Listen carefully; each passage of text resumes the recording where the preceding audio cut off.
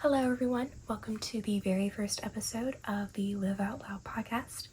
My name is Katrina, and I am so excited to be starting this. So, in case you didn't watch my little intro video from yesterday, a very brief recap, I'm starting this essentially because of Charlie Kirk, who isn't starting a podcast now. But yes, this is something I am very, very excited for. Because the idea has actually, it's been percolating for quite some time, so I'm finally ready to just start doing it.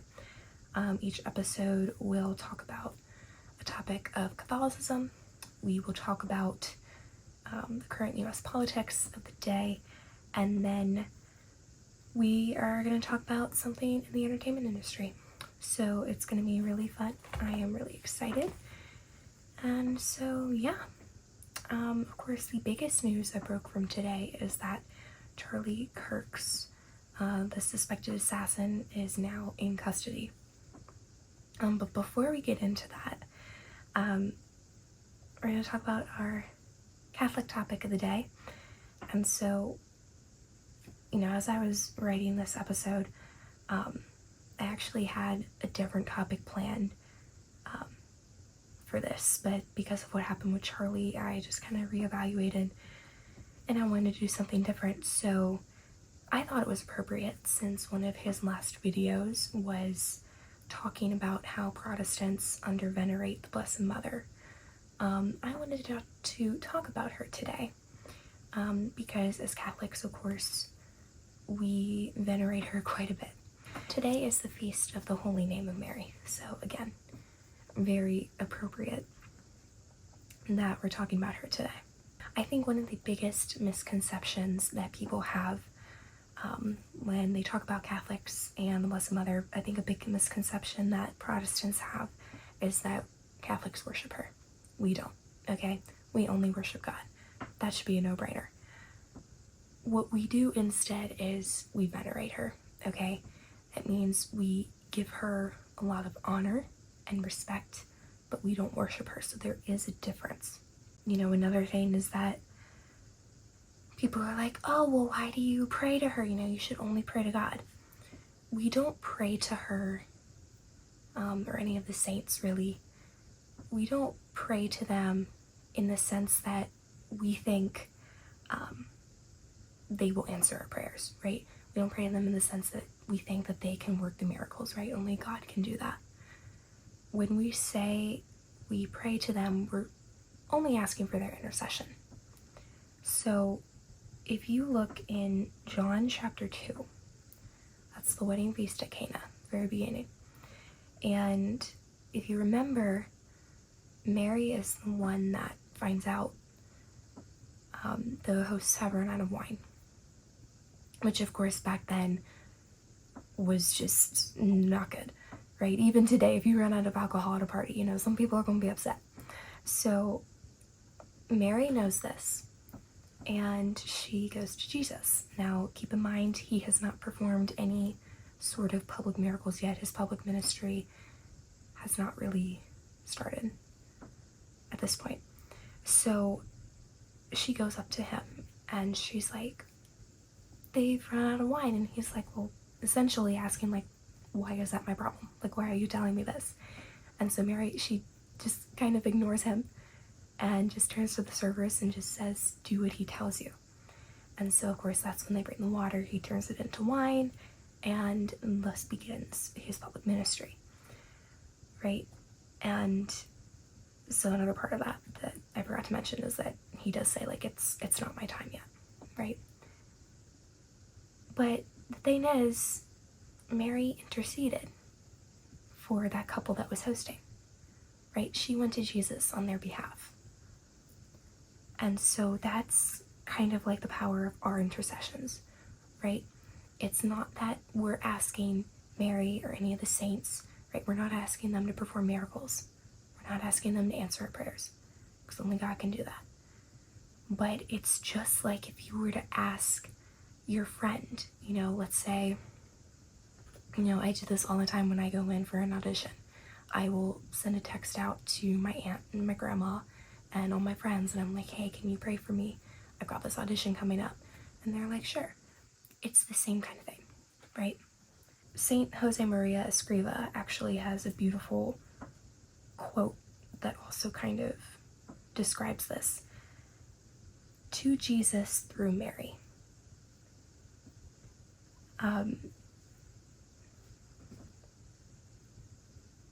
So I actually saw a statue of this when I was in Washington, D.C. over the summer. I went to St. Matthew's Cathedral, which is probably 5-minute drive from the White House, maybe. I don't know, super close. Beautiful, beautiful church. But there's a statue there that illustrates this exact point. You can look it up. It's, actually, I took a picture of it. I'll probably put it in the video. But it's beautiful because it's the Blessed Mother standing there, and she has one arm reached out towards us, and then one is pointing upwards. And so again, it's that idea that Mary, she is our Heavenly Mother, right? She is going to intercede for us. John chapter 19, verses 26 through 27 reads, quote, when Jesus saw his mother and the disciple there whom he loved, he said to his mother, Woman, behold your son. Then he said to the disciple, Behold your mother. And from that hour the disciple took her into his home. So, yes, the literal meaning of those verses is that Jesus essentially entrusted Mary's care to John as he was dying, right? But the spiritual truth of this is that Jesus was giving all of us his mother. So again, in terms of that intercession, I can't tell you how many times growing up in grade school my mama would go to bat for me, right? If something was wrong at school, if there was, if I was having trouble in a class with a certain teacher or with a certain student, right? My mama would be like the first line of defense for me. Same kind of thing with Mary, right?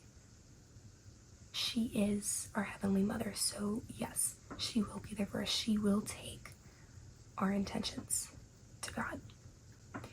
So going back to the whole Catholics worship Mary thing, which we don't, I think Protestants who say that specifically might want to hear this quote from St. Maximin Kolbe, which reads, Never be afraid of loving the Blessed Virgin too much. You can never love her more than Jesus did. This is just, it's one of my favorite quotes, because personally I feel as if some people might hold back having a relationship with the Blessed Mother because they're worried about loving her too much. And let me tell you, my relationship with the Blessed Mother is one of the reasons I love being Catholic so much, because we respect her and honor and venerate her as much as we do. I had the honor of crowning her my senior year of high school for my school's May crowning. I'm not wearing it now. I'm actually wearing a Holy Family medal now, but I will often wear a miraculous medal. The Rosary is such a powerful prayer, and I will probably talk about that in another episode coming up, because it's truly one of the greatest, I don't want to say forms of prayer, but it's definitely a practice of prayer. It's one of the best things that you can do. I kid you not. Anytime I'm feeling just incredibly anxious, the kind of anxious that I feel like I'm about to get sick, I will start praying a rosary, and usually by the end of the first decade, but definitely after I finish, I feel so much more at peace. I feel calm, and it does feel like a hug from the Blessed Mother. And who doesn't love a hug from their mama, right? So on that note, I can definitely imagine the Blessed Mother holding Charlie Kirk's family so super tight. And I do think that that's, our faith can definitely and should be a comfort in all of this. So on that note, current politics for today, of course, we got fantastic news this morning. Probably broke about 8:15, 8:30, I don't really remember. Well, I woke up at 8:30 and this was before I woke up. The news broke that the suspect is now in custody. He was taken into custody midnight Eastern time, 10 o'clock Utah time. I'm blanking on the time zone, of course. But yes, good. Suspect in custody. He was identified being 22 years old. And, you know, the news outlets are promoting his name and his mugshots so much. You no doubt have already seen that. So I'm not going to give him any more notoriety. Because, quite frankly, I believe that's what he wanted. In the minds of these individuals, that's what they want. And so we're just going to ignore that for now. But yes, he was 22 years old, and just the idea, I'm picturing this, somebody 2 years older than me had it in themselves to take somebody else's life, to plan this, to even think about it. It's just, I can't, like, it's genuinely, anytime I still see a headline about Kirk assassination, like, I know I literally talking about it right now, but it still does not feel real to me. So, according to the press conference this morning with the Utah governor, side note, I would love to see him run in a primary for the presidency. I think he could do it. Quite frankly, he's one of the only politicians that seems to have this real genuineness to him. He seems very grounded. He's a very eloquent speaker. I'm taking a public speaking class right now, and my professor keeps talking about, you know, some people just have a certain charisma when they go up to speak in front of people, and Utah's governor is definitely one of them. According to this press conference, the suspect had established a dislike of Charlie and his views at a family dinner prior to this event. I don't know if they said how long ago this was. But it was actually the suspect's father was the one to turn him in. And it was only because of a minister that the father was able, after speaking with the minister, it was only after that the father was able to have the strength to do that. You know, despite all of this, I do think we can see God's hand in this, right? We're reminded of his sovereignty because the father talked with that minister. You know, I think that little detail was kind of just God's reminder to us, like, hey, look, the world is kind of trashy right now, but you know what? We remember what Jesus said, I have overcome the world, right? You know, just keeping in mind this, you know, God's sovereignty and the eternal reward that we have to look forward to in heaven, and I am sure Charlie is enjoying right now. At the very least, will be soon, after purgatory. But anyway, a little more theological side of things, but back in more news, what we were finding out, one of the bullets that was found, there was writing found on, I believe, all of them, but on one of them, I just want to talk about one, said, quote, "Hey fascist, catch."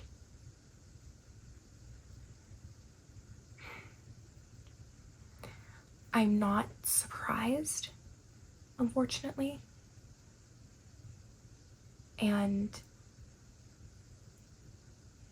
that's it. I'm not surprised. The left is notorious for taking words and names applying them to people on the right, and thus really diminishing their meaning. Because when you say something over and over again, it downplays how serious that is. But, another thing too is like, this guy's 22 years old, okay? You have a dictionary. You have Google. You can easily look up what fascist is, what a fascist is, what fascism is. You can look that up, and you should be able to determine with your own mind if Charlie Kirk or anyone on the right fits that bill. But that's just the thing.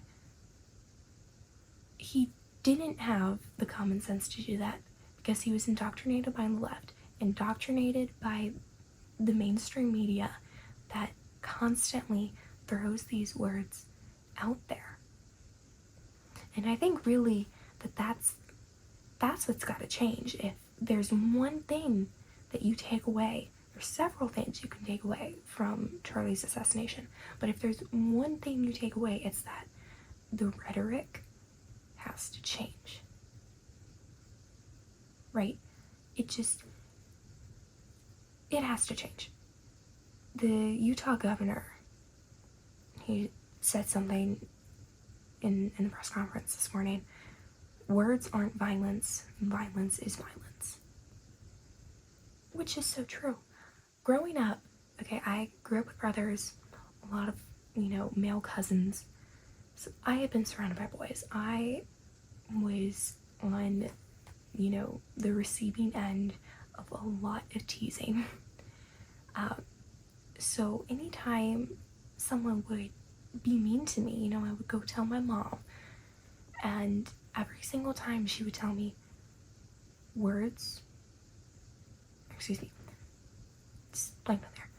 sticks and stones may break my bones, but words can never hurt me. What happened to that? What happened to the idea that, words are just that? They're words. Yes, words can hurt. Words can, positively impact you. Words can do all sorts of things, but only if you let them. That's the key here, is that, so my brothers tease me, and I don't know, I'm not very athletic, so I don't know, maybe when we were playing like baseball or football together or something, they would have been like, oh, you run so slow or whatever. That's only gonna hurt me if I let it. So, again, this just highlights yet another difference between the left and the right. Is that the left believes words are like end all be all, right? Again, another thing I was taught was like actions speak louder than words. Because when you're actually doing something, that means a little more than whatever it is your mouth is saying. Another difference between the right and the left that the Utah governor pointed out. Remember after George Floyd and we had riots, looting, literal like fires and just all this chaos and violence breaking out. Do y'all remember that? Now, after Charlie has been so brutally taken from us, all I've seen online, prayer vigils, worship, people turning to God. That's what I'm seeing, and that's what makes us different from them. I'm not saying the right is perfect, okay? We definitely have our own faults. But to act like the right and the left in current US politics are on the same plane, or on the same playing field, you would be wrong. One side is significantly more violent than the other. That's just a fact. You might be thinking, oh, well, what about those left-wing politicians that got murdered? It was back in the summer, I think. We still don't know a whole lot from that. The guy, they searched his car and they found a No Keynes flyer. Okay, like, we still don't have the full story from that either.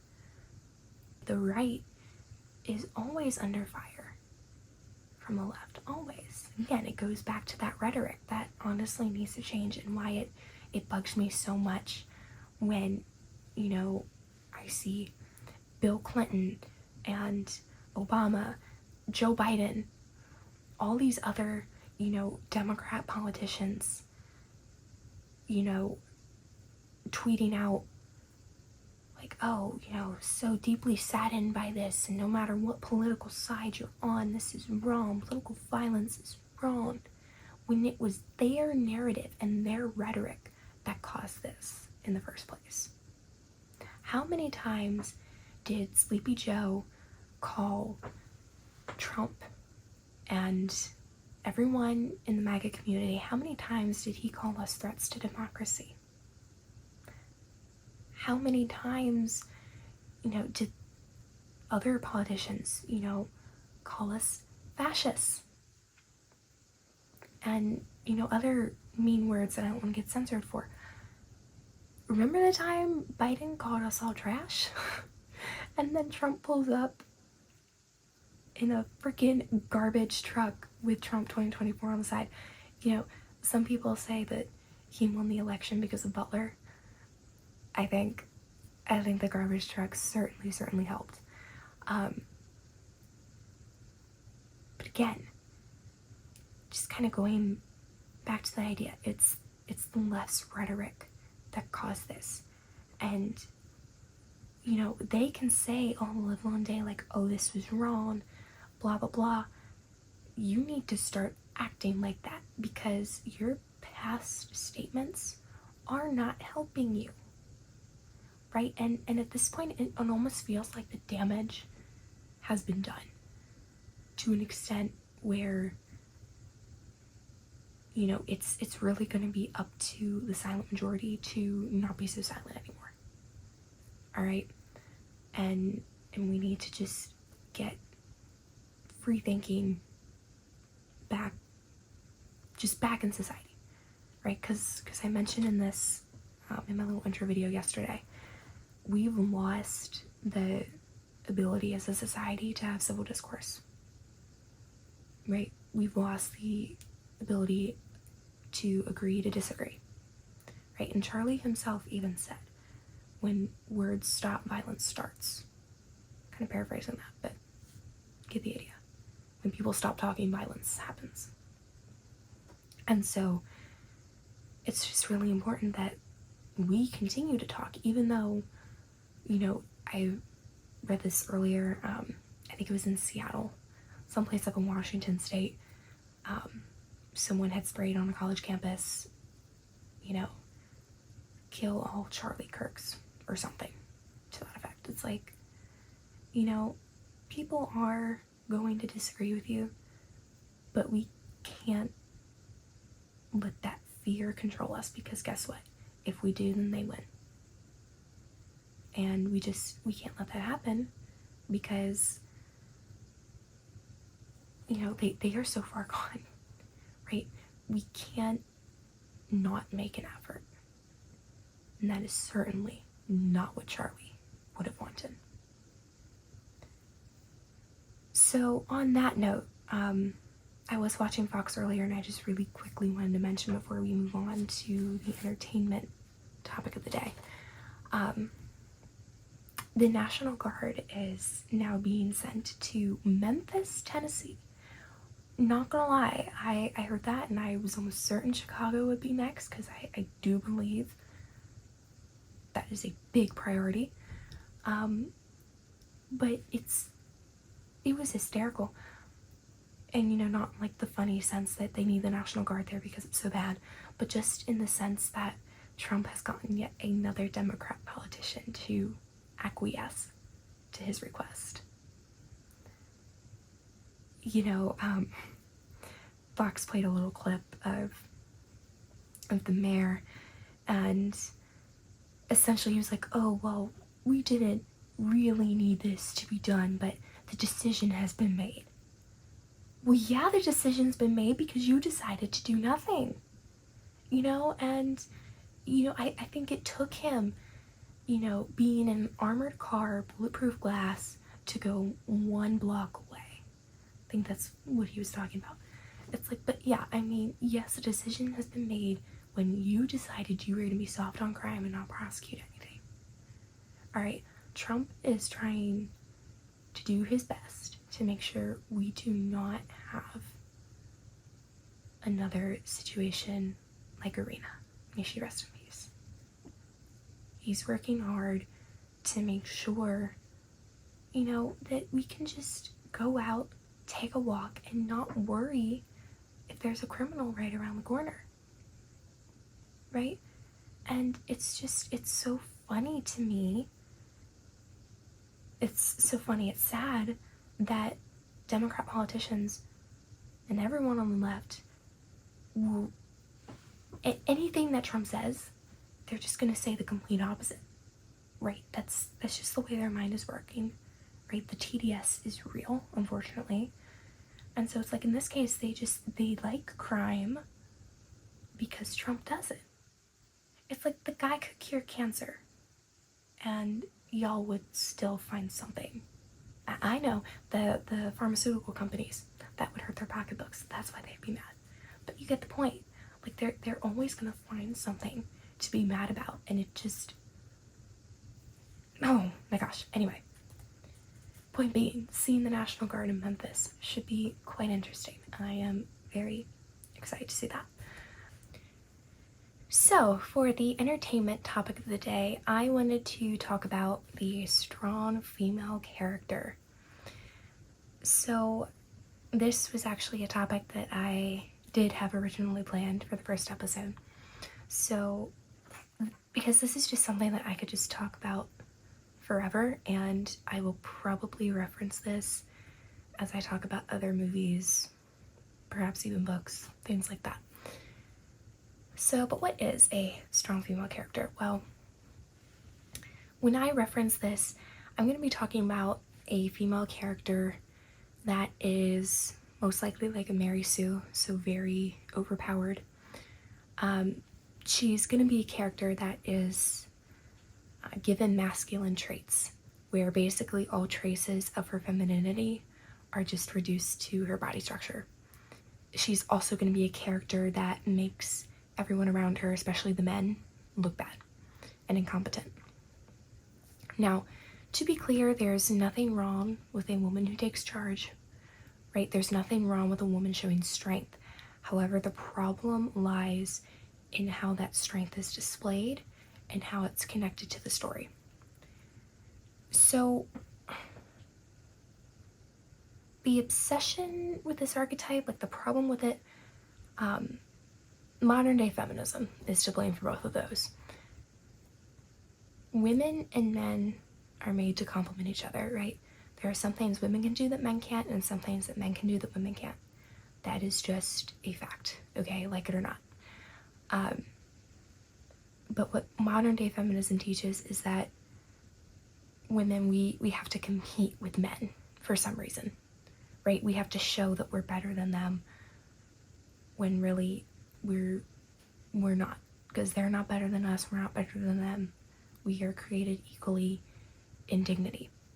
But another issue with feminism that, I guess, because of the fact that women are constantly competing, and they're taking on the more masculine traits, men are often portrayed to be weaker when in the presence of these female characters. And I have a theory that this could be feeding into the men's mental health crisis, which is a whole other topic for a different day. But when you have a woman coming in and taking charge, I mean, that could make men feel like that they aren't as important anymore, that they don't have a purpose because women are taking that from them. That's just a little something to think about, and honestly one of my biggest pet peeves and biggest problems with this archetype is that it makes men seem dumb and incompetent, and that's just so not true. Like, y'all, women need men, men also need women, so deal with it. Now, examples of this archetype, I'm going to give you some good and bad. For the purposes of this, I'm talking strictly just movies. So yeah, good examples. If you are a fan of Star Wars, Padme, Princess Leia, Ahsoka Tano, great examples. If you love the MCU, Natasha Romanoff is great. Arwen and Eowyn from Lord of the Rings, Ilsa Faust from Mission Impossible, Phoenix or Natasha Trace from Top Gun Maverick, Hermione Granger, and Lucy and Susan Pevensey. Those are all great examples. And of course, now for the bad ones. Rey from the Star Wars sequel trilogy, which again, that is a topic for another day, for sure, because I could spend forever talking about her and just the horrors of that trilogy.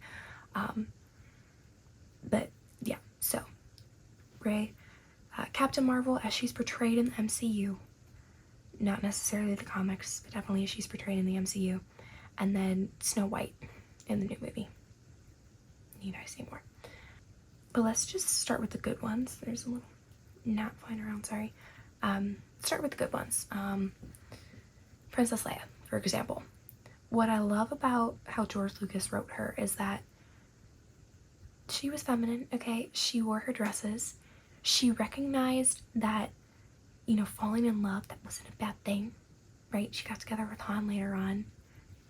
It's so cute. Oh, love their love story. You know, so she wanted the quote-unquote girly things, but she also had a lot of spunk and temerity. Like, she was definitely Anakin Skywalker's daughter. I mean, when she sees Tarkin and was like, I should have expected to find you holding Vader's leash. I recognized your foul stench when I was brought on board. Like, come on. What a badass. We love her. She is an example of the good side of this archetype, right? Because she was not overpowered. She recognized that when she needed help, and it didn't matter who was giving it, she accepted it, right? She didn't lose her femininity, right? Because one of the biggest things is that there's just going to be a difference in how men and women respond to things, right? Women, we tend to be more emotional, and men tend to be more logical, more like problem solvers. That's not necessarily a bad thing. That's just how we're wired, right? And so I guess an example with Leia is like, she remembers some of these emotions like from her mother. She was talking to Luke in episode 6, and now you could be like, oh, that was just the Force. Honestly, I think that women Force users are more in tune to the emotional side anyway. But, you know, I wanted to point that out. Because she's not some, like, soulless, like, robot where it's, like, her only emotion is, like, almost like this indifference, because I feel like that's a problem I see with a lot of these bad strong female characters, is that they kind of just have like this chip on their shoulder where like it's just, they're always like ready to, I guess, fight somebody at every turn, and it just gets so annoying. So I'm happy that Princess Leia has a full range of emotions there. So an example of another good strong female character is Arwen from Lord of the Rings. Now, I'll admit, I've only seen the extended versions of the movies. I haven't actually read the books yet, so I will be talking about how she's portrayed in the movies, but this still applies, okay? One thing that's important to note is that a strong female character doesn't have to be trained in combat, okay? Like, if you think like classic Disney princesses, like Cinderella and Snow White, not live action, Aurora, even Rapunzel, and Anna even, to get even newer.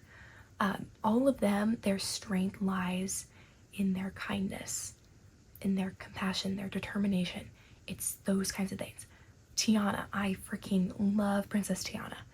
Her determination, her work ethic is just amazing. She is a strong female character and she's not wielding a sword. So in Arwen's case, okay, yes, she does brandish a sword when, you know, the wraiths surround her and want to get Frodo, right? But she's still strong in the sense that she really just exudes this wonderful femininity, in the sense that she is really there to support Aragorn. So I will always use Aragorn and Arwen as probably one of the best, if not the best, fictional love story out there. Their relationship is just so beautiful to really look at, and there's a lot of things that you can look at from them, but mainly the fact that she just believed in Aragorn so much. It's one of my favorite scenes in The Two Towers when Aragorn's dreaming, and I don't know if this was like a vision, if she appeared to him, if this was a memory, I don't really know, but she was basically telling him, like, you know, you can do this, I believe in you, you are strong, you are capable.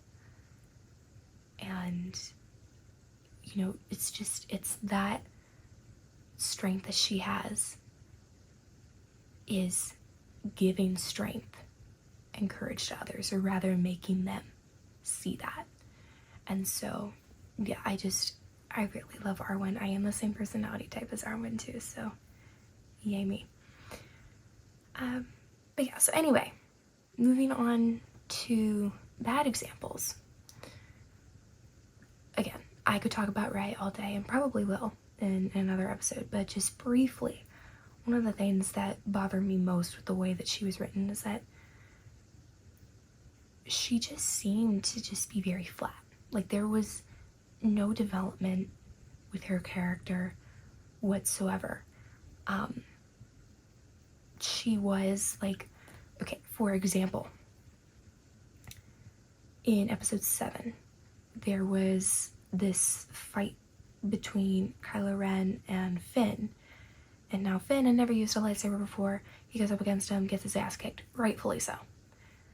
Rey picks up a lightsaber for the first time, is able to beat somebody who has had 20 plus years of training, descended from one of the most powerful Force users of all time. She wins and escapes without a scratch. How? One of the things, like, that just bothers me so much, mainly because the message you were sending to little girls, okay, if your message that you're trying to send is that women are strong and you can do anything, you don't do that by saying, like, oh, look, just do your thing, you don't need any hard work, or you don't need to prepare or train or anything, you can just do it. No. That's setting up false expectations, and that can be really dangerous and harmful. It would have been much more effective if we had actually seen Rey training with a lightsaber before she goes up against Kylo Ren. That would have been a lot better, and narratively made a lot more sense. But they didn't do that, so she belongs on the bad version of this archetype. And just really briefly, again, throughout those entire 3 movies, she didn't change at all, because they had already elevated her to the highest point.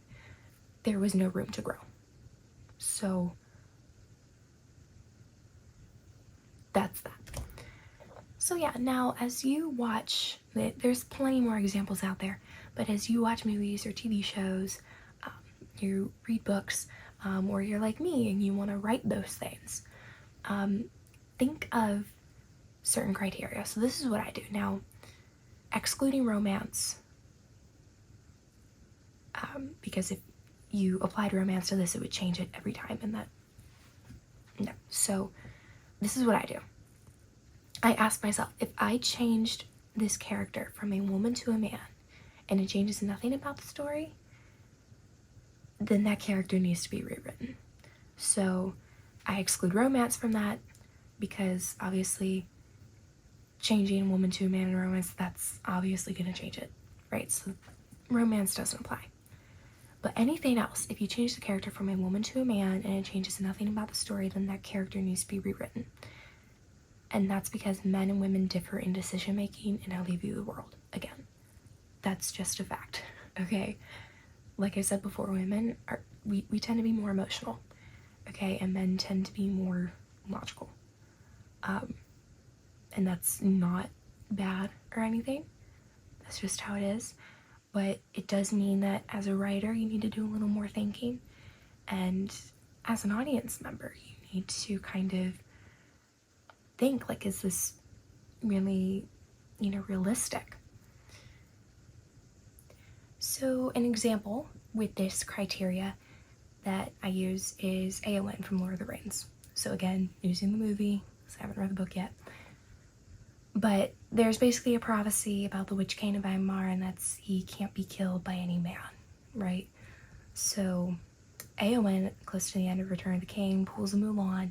She sneaks into the army, and she ends up saving her uncle from being eaten and killed by the Witch King and the Nazgul. Basically what happens, Witch King says, "No man can defeat me," and Eowyn rips the helmet off and goes, "I am no man," and stabs him in the face. It's great. I love it. The reason why she fits this criteria is because if you made her a man, this wouldn't have worked, right? First and foremost, because it's literally said, "No man can defeat me," right? So by making her a man, the Witch King would still be alive. Another reason is it changes her characterization from before.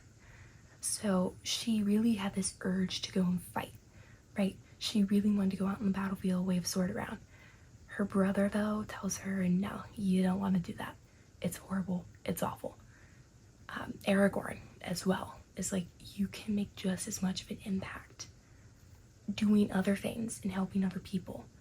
You don't have to be on the battlefield to make that sort of impact. And so if her character was a man, it would have been expected of her to fight. And so her decision to go and fight, to break those norms, to defeat the Witch King, all of that wouldn't have happened, wouldn't have had that same impact if she were in as man. So think of your own ideas. Let me know good or bad examples that you come face to face with.